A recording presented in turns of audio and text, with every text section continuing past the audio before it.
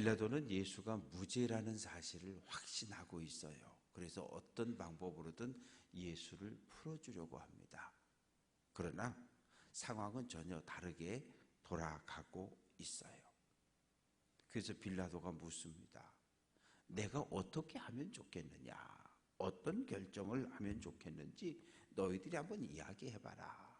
그랬더니 바라바를 풀어주고, 그리고 예수는 십자가에 못 박으라고 이야기하는 거예요. 그래서 빌라도가, 총독이 소리를 지릅니다. 아니, 예수 이 사람이 무슨 악한 일을 행했다고? 왜 이 사람을 십자가에 죽이라고 소리를 지르냐? 그랬더니 거기 모인 대제사장부터 사두개인 가족들까지 전체가 예수를 편들어 줄 수 있는 사람은 단 한 명도 없어요. 모인 모든 사람은 예수를 죽이기를 원해요. 그래서 예수를 죽이자는 거예요. 아니, 대제사장, 장로, 서기관이면 율법에 대해서 잘 알고 있는 사람들이고 믿음이 있다고 주장하는 사람들인데, 아이, 그러면 총독님 우리가 가서 한 2, 3일 금식기도 하고 와서 얘기할게요. 하나님의 뜻이 무엇인지 아무 관심이 없어요.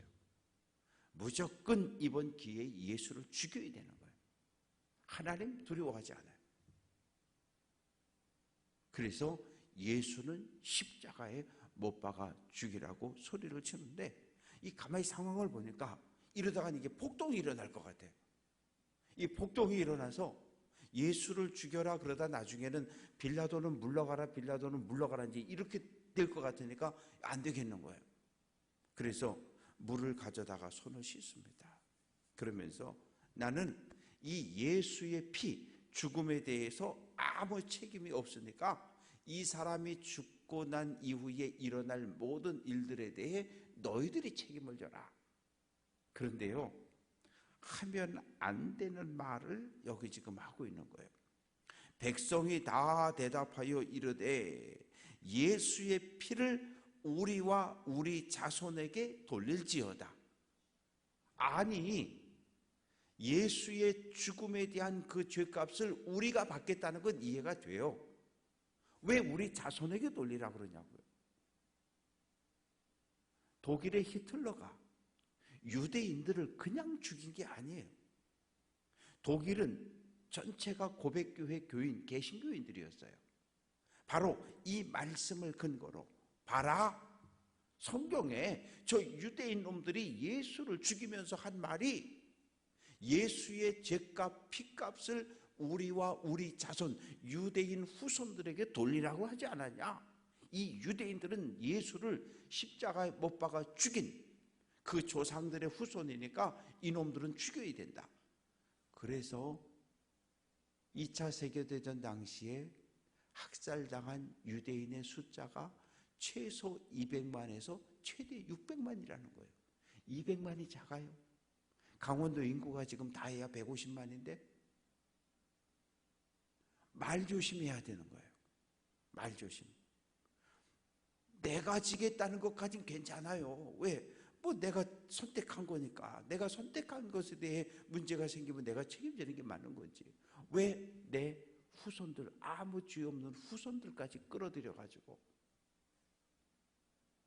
히틀러가 그냥 유대인을 죽인 게 아니라 이런 히틀러의 주장에 대해서 독일 국민 전체가 환호성을 질렀던 거거든요. 그래서 결국 바라바는 석방, 예수는 십자가형을 선고하는 거예요. 자, 그러면 사내들인 공회에서 종교법으로 예수를 사형시키기로 결정됐고, 이제 사형 권한을 가지고 있는 총독 빌라도, 종교법으로 예수를 죽일 수 있는 방법은 돌로 때려 죽이는 투석경밖에 없어요. 그건 할 수가 없으니까 이방인의 손, 로마 제국의 손을 빌려 예수를 죽이는 거예요. 무엇으로? 로마 제국의 반란을 일으키려고 했던 정치범으로. 유대의 왕 예수, 로마 황제에게 반란을 일으킨 정치범으로 예수를 십자가에 못 박는데 성공을 한 거예요. 그래서 27절부터 31절까지 말씀을 보면 총독의 군병들이 로마 군인들이죠. 로마 군인들을 한 자리에 다 모였습니다. 원래는 총독도 로마 군인들도 대부분 가이사라 로마 군대 본진이 있는 그곳에 주둔을 하고 있다가 6월절이 되면 최소 5, 60만 많으면 100만 명이 예루살렘으로 몰려드니까 폭동이 일어날 것을 대비해서 군대가 예루살렘으로 이동을 하거든요. 그래서 지금 예루살렘에 300에서 600명의 로마 군인들이 있는 거예요. 이들을 다 모았어요. 예수를 십자가에 처형해라. 그랬더니 제일 먼저 한 것이 빌라도 총독의 옷장에서 아주 허른 그 붉은 옷, 총독이 입는 옷을 꺼내다가 예수의 옷을 벗기고 홍포를 입히는 거예요. 왜? 유대의 왕이라는 거지. 그리고 머리에는 가시관을 꽉 씌우는 거예요. 그리고 손에 갈대를 들려주는 거예요. 이게 뭐냐 하면 로마 동전에 보면 황제의 형상이 그려져 있는데 머리에는 관을 썼고 그리고 오른쪽 손에는 갈대를 쥐고 있는 거예요. 통치권을 상징하는. 지금 예수를 로마의 황제처럼 꾸며놓은 거예요. 그래놓고 군병들이 그 앞에 엎드려 절을 하는 거예요. 유대인의 왕이여 평안하라 조롱하는 거예요. 그리고 갈대를 빼앗아서 예수의 얼굴을 때리고 침 뱉고 조롱하고 그리고 다시 31절 홍포를 벗기고 예수의 옷을 다시 입혀서 끌고 갑니다. 그러나 이미 예수님은 지칠 대로 지쳤어요. 전날 저녁부터 안나스, 가야바 밤새도록 신문받고 그리고 새벽에 산헤드린 공회에서 사형이 결정되고 빌라도 총독에게 신문받고 채찍에 맞고 지쳤어요. 근데 이 로마 군인들은 그 유대인의 법은 이 산헤드린 공회는 예수를 때려도 40대가 넘으면 안 되니까 39대까지만 때려요. 그런데 로마 군병들은 그런 거 없어요. 지칠 때까지 때려요. 자기가 지쳐서 더 이상 때릴 수 없을 때까지 예수를 폭행하는 거죠. 그래서 예수님 지치고 지친 상태에서 이제 골고다 언덕으로 가는데 가다가 일단 십자가형에 선고받은 예수는 그 형장까지 살려져 가야 돼요. 만약에 끌고 가다 죽으면 로마 군인들이 책임을 져야 돼요. 그런데 예수님이 한 번 쓰러지고 두 번 쓰러지고 세 번 쓰러지고 네 번 쓰러지니까 안 되겠다. 이거 이러다가 죽겠다. 그래서 그때 딱 눈에 마주친 사람이 구레네 사람 시몬입니다. 너 나와. 로마 군인에겐 징벌권이 있어요. 뭘 짐을 싣고 가야 되는데 사람을 너 어깨 져. 그래서 끌고 가고 말이 필요하면 말 내놔. 그리고 끌고 가고 배가 필요하면 선박 내놔. 끌고 가고 징벌권이 있어요.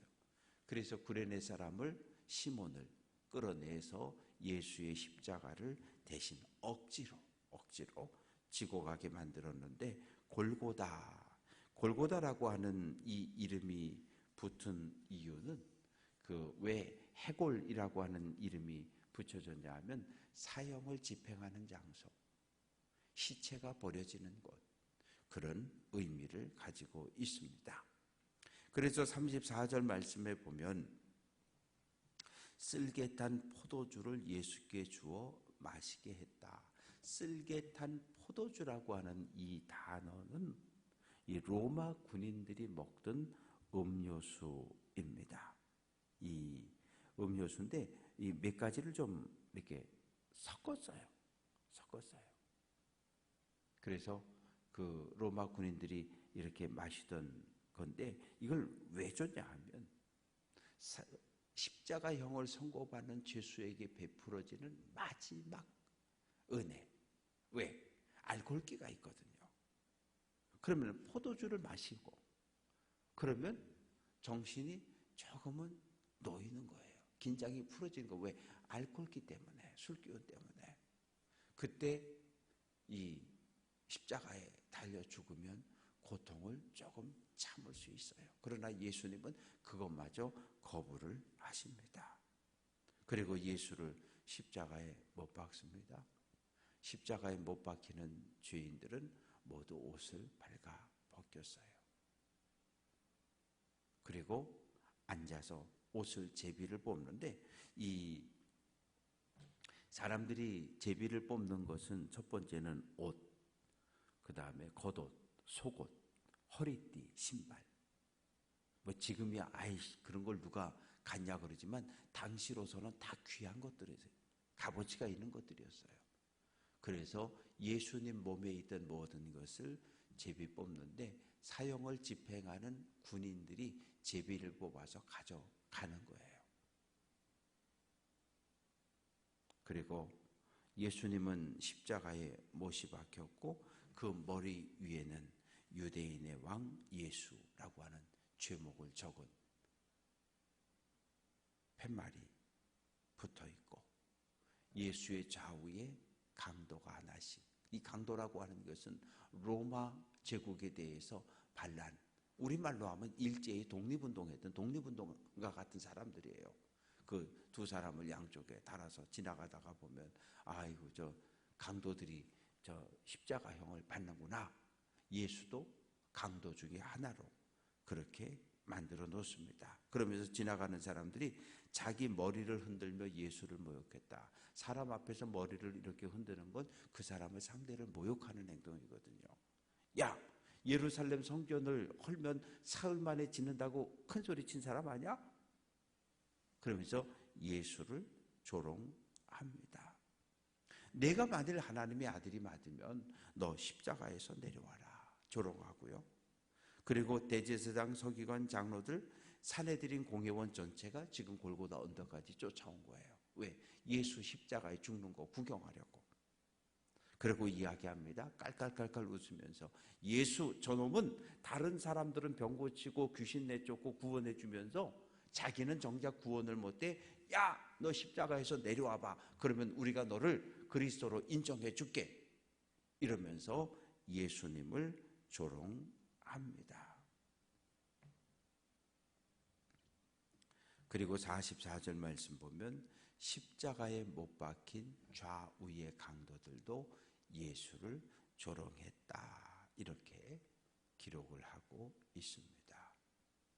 그러니까 예수님은 체포당하고 이 빌라도 총독의 법정에서 재판을 받고 이 하는 모든 과정 속 십자가에 달려서까지도 온갖 비난과 조롱과 비웃음을 받으신 분이에요. 근데 예수님 침묵하시거든요. 모든 조롱과 모든 채찍질, 험담, 모든 걸 그냥 침묵으로 일관하셔요.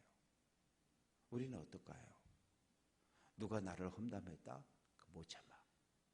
쫓아가든지 전화하든지 멱살 잡고 욕설 퍼붓고 인간관계 다 끊어버리고 다시는 안 본다고. 우리는 누군가 나에 대해서 조금만 비웃거나 조롱하거나 뭐 이렇게 수근수근 거린다는 이야기를 들으면 견디지를 못해.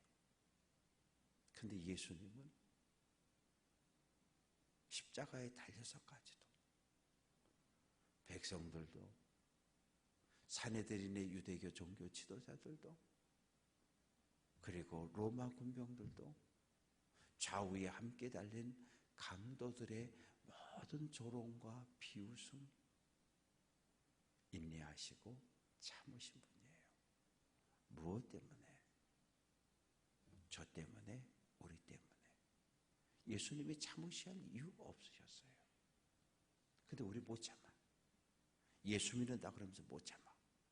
예수를 오늘 당장 믿은 사람들도 아니고 30년, 40년을 예수 믿었는데도 여전히 이 속에 불끈불끈 뭘 들으면 불끈불끈 쏟아내야 되고 못 참아. 예수의 신앙생활의 완성은 예수의 인격을 닮아가는 거예요. 예수의 성품을 닮아가는 거예요. 누가 뭐라 그랬대? 권사님, 누가 권사님 뭐 수근수근 누가 장로님 수근수근. 에이, 그런가 보지. 그저 듣고 흘리고 그저 조용히 기도하고 그리고 한 달, 두 달 지나가면 다 풀어지고 오해가 풀어지고 넘어갈 수 있는 건데 우리가 그걸 못 참아. 뭘 딱 들으면 그냥 속에서 일어나가지고 옛날에 쌓아놔도 저축했던 것까지 다 끄집어내서 가서 쏟아부어. 그냥 세상 말로 말하면 총을 막 질러가지고 그 사람을 죽여야 내 속이 시원해. 이건 예수 믿은 사람의 삶의 모습은 아닌 거예요.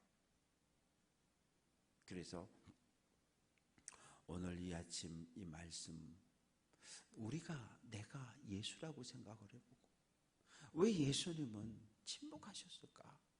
왜 예수님은 그 조롱과 비웃음과 채찍과 매질과 그 모든 걸 왜 참고 견디셨을까? 내가 예수님의 제자인데 나는 지금까지 살아오면서 믿음의 길을 걸어오면서 나는 누군가 나에게 조롱하고 나를 비웃고 비난하고 그랬을 때 나는 어떤 반응을 보였을까? 나는 어떻게 행동했을까? 나 자신의 모습을 돌아보면서 십자가를 묵상하는 귀한 날 될 수 있기를 주님의 이름으로 축원합니다. 오늘은 국회의원을 뽑는 선거가 있는 날이니까 선거가 잘 진행돼서 잘 맞춰서 우리나라를 잘 이끌어갈 수 있는 진짜 하나님을 두려워하는 그런 사람들이 백성을 두려워하는 사람들이 뽑혀질 수 있도록 기도해 주시고 또 오늘 수요 기도회가 있으니까 저녁 예배 많이 오셔서 함께 찬양하고 하나님께 영광 돌리는 귀한 성도들 될 수 있기를 주님의 이름으로 축원합니다.